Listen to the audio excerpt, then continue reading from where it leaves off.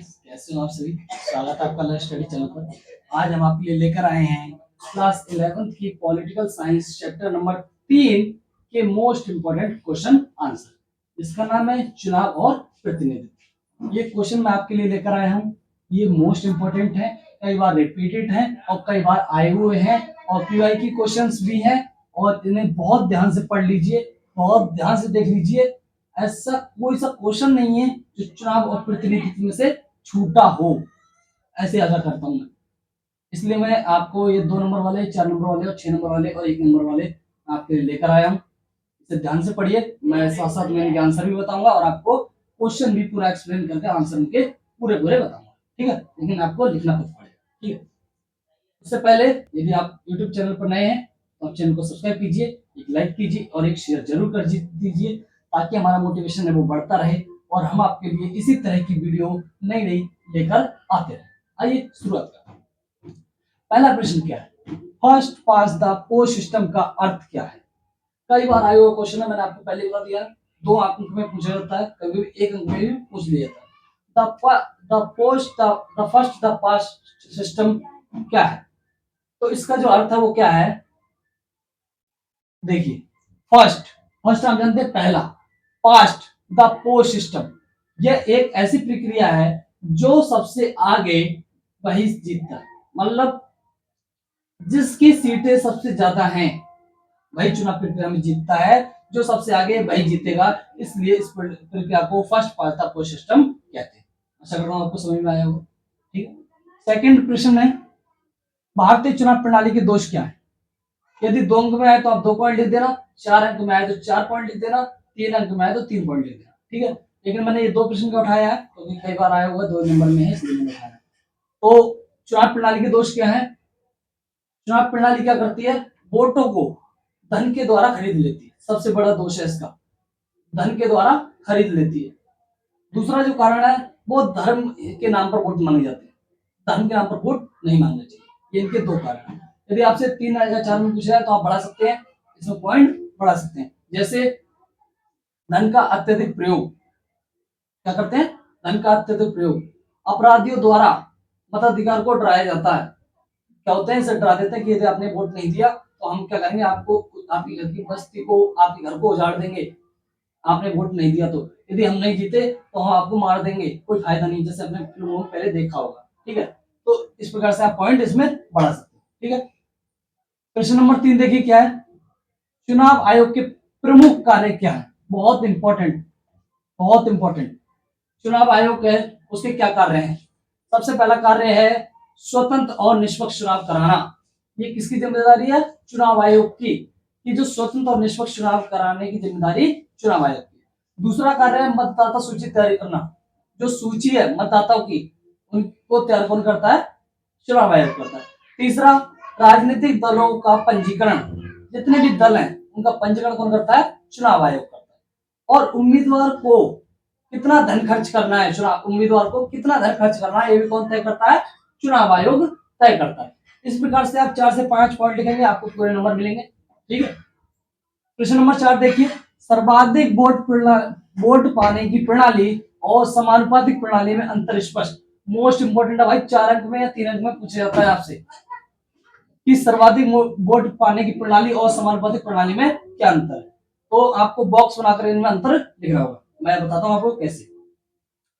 सर्वाधिक वोट पाने की प्रणाली, जो आप इसमें लिखेंगे, इकाइयों को छोटे छोटे क्षेत्रों में बांट देते हैं, इसे निर्वाचन क्षेत्र या जिला कहते हैं। पहला पॉइंट आप ये लिख देंगे, भारत की भौगोलिक स्थिति को छोटे छोटे निर्वाचन क्षेत्रों में बांट देते हैं, इसे हम निर्वाचन क्षेत्र या जिला कहते हैं। आप समानुपातिक प्रणाली में क्या लिखेंगे? इसमें पूरे क्षेत्र को क्या मान लिया था? निर्वाचन क्षेत्र मान लिया जाता है। पहला अंतर आप ऐसे लिख देंगे, पहला अंतर आप ऐसे लिख देंगे। दूसरा अंतर आप कैसे लिखेंगे? निर्वाचन क्षेत्र में एक प्रतिनिधि चुना जाता है, और जो समानुपातिक प्रणाली होती है उसमें क्या होता है?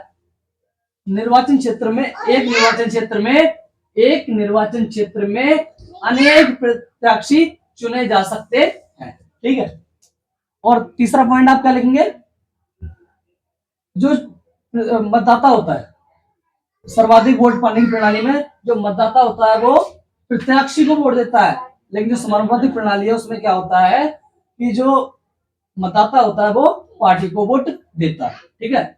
और सर्वाधिक वोट पाने की प्रणाली में क्या होता है, जो सबसे ज्यादा सीटें प्राप्त करता है उसे सत्ता दे दी जाती है। लेकिन समानुपातिक प्रणाली में क्या होता है कि जो 50% से एक सीट हासिल करता है तो उसे सत्ता मिलती है।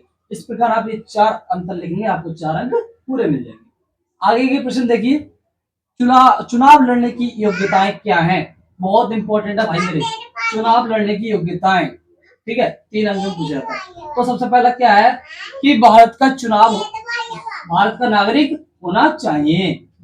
चुनाव लड़ने के लिए क्या क्या योग्यता होनी चाहिए कि भारत का नागरिक हो, पहला पॉइंट बनता है। क्या योग्यताएं हैं, भारत का नागरिक होना चाहिए। दूसरा, कम से कम 25 वर्ष की आयु होनी चाहिए, 2 पॉइंट हो गए। तीसरे में लिखेंगे, यदि किसी व्यक्ति को अपराध के लिए 2 या 2 से अधिक वर्षों के लिए जेल हुई है तो वो चुनाव नहीं लड़ सकता। इस प्रकार आप ये लिख देंगे, ठीक है। 3 मार्क्स का है। प्रश्न नंबर 6 देखिए, भारत में सर्वाधिक जीत वाली प्रणाली को ही क्यों स्वीकार किया। बहुत इंपॉर्टेंट क्वेश्चन है भाई। भाई जो जीते वही आगे, जो आगे वही जीते, ऐसी प्रणाली क्यों बनाएगी, क्यों, ये सबसे सरल विधि है। पहला पॉइंट आप ऐसे लिख देना, ये सबसे सरल विधि है। दूसरा, भारत जैसी बड़ी जनसंख्या क्षेत्र वालों के लिए ये विधि उपयुक्त है।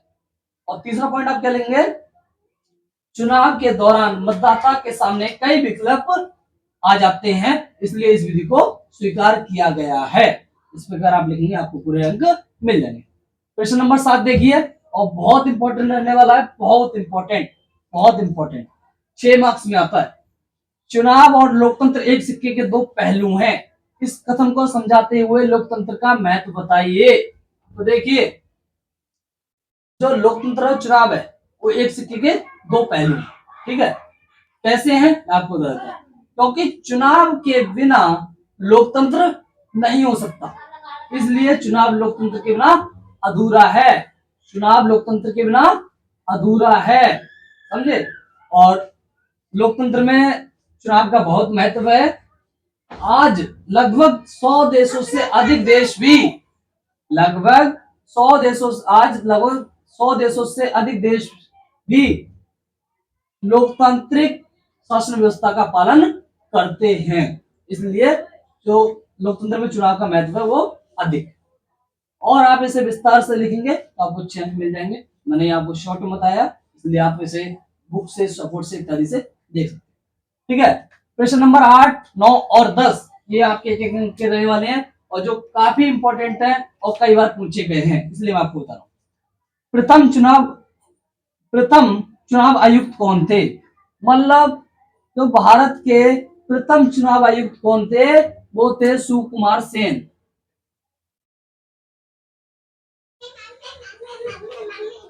सुकुमार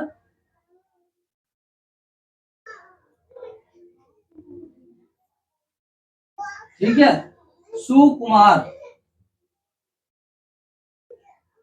जो पहले चुनाव आयुक्त थे वो थे सुकुमार सेन। 9वां प्रश्न देखिए क्या है, लोकसभा और राज्यसभा के चुनाव लड़ने के लिए उम्र क्या होनी चाहिए, तो मैंने अभी आपको बताया 25 वर्ष। इस प्रकार आप एक अंक में आंसर देंगे। 10वां देखिए, भारत में मुख्य चुनाव आयुक्त की नियुक्ति कौन करता है, तो इसमें करता है राष्ट्रपति। इस प्रकार आप एक अंक में लिख सकते हैं, ठीक है। ये थे आपके 10 क्वेश्चन और इम्पोर्टेंट क्वेश्चन, बहुत इंपॉर्टेंट क्वेश्चन। यदि आपको वीडियो अच्छी लगी हो तो एक लाइक, एक शेयर, एक सब्सक्राइब अवश्य कीजिए। Thank you for watching. मैं आपके लिए इसी तरह की वीडियो लाता रहूंगा।